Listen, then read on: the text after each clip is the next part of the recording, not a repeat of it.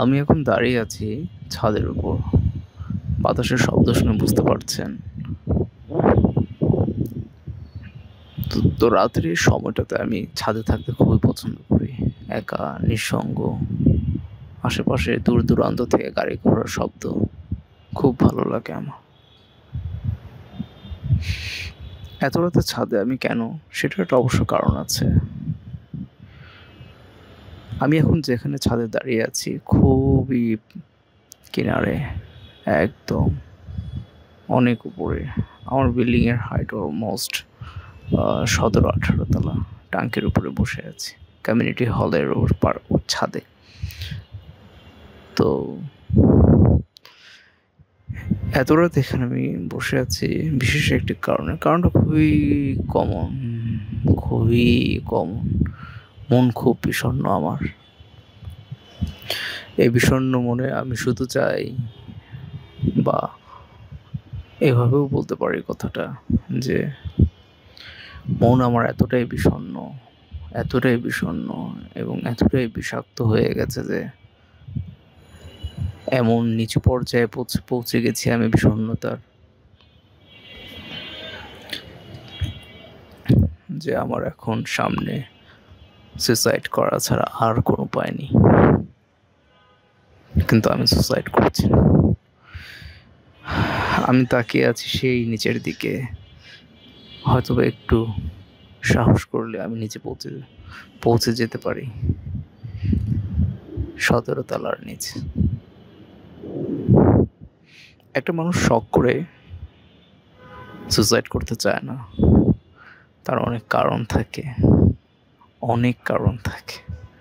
মানুষের যখন পিঠ দেয়ালে ঠেকে যায় এবং তার সামনের যে সমস্যাগুলোর মাঝখানে সে এমনভাবে জর্জরিত হয়ে যায় যেগুলোর সমাধানের কোনো পথই থাকে না, যে সমস্যাগুলো তার শ্বাস নেওয়া থেকে তাকে বিরত রাখতে চায়, যে সমস্যাগুলো সমাধানের পথ বন্ধ করে দিয়ে তাকে আটকে ফেলতে চায় একটি ভ্যাকিউম বক্সের ভিতরে মতো করে, যেখানে দম নেওয়ার কোনোই নেই, জো নেই, যেখানে নেই বাতাস আসার একটু সম্ভাবনা, নেই একটুখানি বেঁচে থাকার সম্ভাবনা। বেঁচে থাকার কারণ বললে হয়তো, বেঁচে থাকার কারণ নেই কোনো। আমি আমার জীবনের এমন একটি পর্যায়ে দাঁড়িয়ে আছি যেখানে থেকে আমি দেখি যে আমার বেঁচে থাকার কোনো কারণ নেই। কার জন্য বাঁচব, কার জন্য বাঁচব, আমি কার জন্য বাঁচব?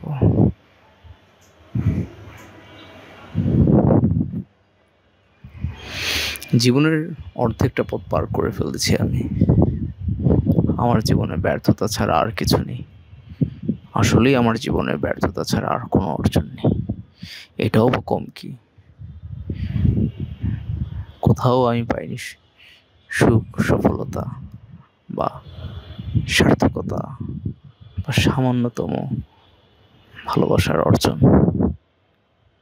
সামান্য সম্পর্কটুকু আমার দ্বারা ঠিক রাখা সম্ভব হয়ে ওঠে না। জিনিসটা এমন যে আমি যেটাকে ঠিক যেভাবে ভেবে চিন্তা করি, পুরো দুনিয়া আমাকে প্রমাণ করে দেয় যে হে তুমি অজ্ঞাতনামা একজন, তুমি যেভাবেই চিন্তা করবে না কেন তোমার সেই চিন্তাটাই ভুল হবে। তো আমার সব চিন্তাই যদি ভুল হয়, আমার সব কিছুই যদি ভুল হয়, সবই যদি ভুল হয়, তাহলে আমার বেঁচে থাকাটা সঠিক কিভাবে হতে পারে? আমি এই প্রশ্নের উত্তর খুঁজে পাই না। আমার মনে হয় আমি প্রতিনিয়ত যেভাবে বেঁচে আছি এবং যেভাবে আমি আমার জীবনের প্রতিটি মুহূর্তের সময় পার করছি, প্রত্যেকটাই যেন অপচয়, অপচয়, অপচয়।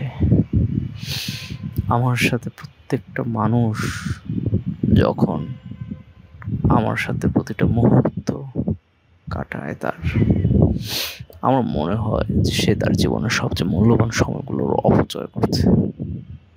কারণ আমার তো যেটা করি সেটা ভুলই হয়। আমার যদি সবই ভুল হয় তাহলে আমার সাথে সম্পর্কিত সবারই সময়ের অপচয় ছাড়া আর কি।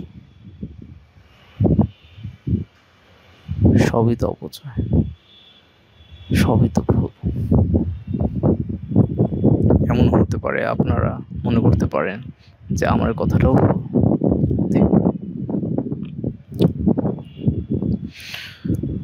এই হচ্ছে আমার সুসাইড করার কারণ।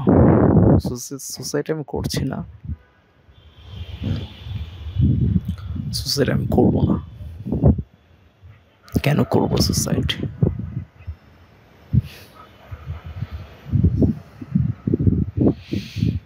যাদের জন্য আমার, না এভাবে না বলে অন্যভাবে বলি, যাদের কাছে আমার মূল্য নেই তাদের জন্য আমি আমার জীবন কেন দেব? আবারও বলি, যাদের কাছে আমি মূল্যহীন তাদের জন্য আমি কেন আমার জীবন দেব? তাদের জীবনে আমার প্রাধান্য পাওয়ার জন্য আমি কেন আমার জীবন দান করব? তাদের জীবনে আমি, তাদের কাছে আমি প্রাধান্য পাচ্ছি না, তাদের কাছে আমি সম্মান পাচ্ছি না, তাদের কাছে আমি কোনো ন্যূনতম মূল্যায়ন পাচ্ছি না, তাহলে তারা দিতে চাচ্ছে না, তারা মনে করছে না আমি সেটার যোগ্য, তাহলে আমি এটা জেনে বুঝে কেন আমি সুসাইড করব? তারা দিচ্ছে না, তাদের ইচ্ছা নেই আমাকে এটা দেওয়ার, তাহলে সেটার জন্য তো আমার সুসাইড করাটা সাজে না। আমি এক নিঃসঙ্গ অজ্ঞাতনামা, নিঃসঙ্গ থাকতে পছন্দ করি এখন। আমি আমার জীবনের এই সময়গুলো কি করব জানি না, তাই তো এইভাবে ভয়েস রেকর্ড করছি আর ছাদে হাঁটছি। হয়তোবা আপনাদেরও সময়ের অপচয় হচ্ছে, তবে আমি সুসাইড করব না। এবং আমার জীবনটা যে কেমন, প্রতি মুহূর্তে আমার জীবনটা যে আমি কীরকম ভাবে পালন করছি বা আমার জীবনটা যেভাবে অতিবাহিত হচ্ছে সেটা আমি ধাপে ধাপে তুলে ধরব। আমার জীবনের ব্যর্থতার মহাকাব্য, এই অজ্ঞাতনামার জীবনের ব্যর্থতার মহাকাব্য। আজকের মতো এখানেই শেষ করছি, আবার আরেকদিন কথা হবে। ভালো থাকবেন সবাই।